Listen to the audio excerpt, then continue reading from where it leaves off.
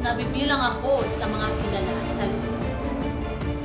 Hindi ako basta-basta nagpapatalo sa aking mga kakilala at mahusay din akong mga tuwiran. Ang turing ko nga sa aking sarili ay isang Espanyola. Di ko sinasabi sa iba na ako ay isang Pilipina. Itinatago ko ang aking pagka-Pilipina sa makapal kong kolorete sa aking mukha at mamula-mula kong ulo. Asawa ko pala si Don Tiburcio na isang doktor. Marami na siyang napagaling.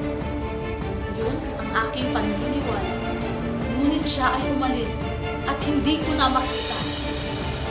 Kaya naman di ako tumitigil sa kanya sapagkat labis na akong nangungulila. Pamangkin ko ang napakagandang dalaga na si Juanita Gomez. At labis din akong humahanga sa binatang si Juanito Pilares. Mababa ang tingin ko sa mga Pilipino. Sila ay mga Indio.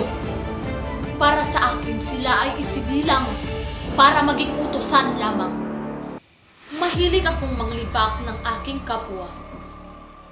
Tingin ko nga sa aking sarili ay ako ang pinakamagaling at laging tama. Di ako basta-basta tumatanggap ng mga paliwanag. Sarili kong isip ang lagi kong pinaniniwalaan. Mataas ang pagpaparangal ko sa mga Espanyol. Iniidolo ko sa pananamit ang mga Espanyola. Kaya naman ang aking kasuotan ay laging itinutulad sa kanila. Gusto ko na lagi ako ang pinakamaganda. Pag ako'y nilibak mo, hindi ako magpapatalo sa iyo.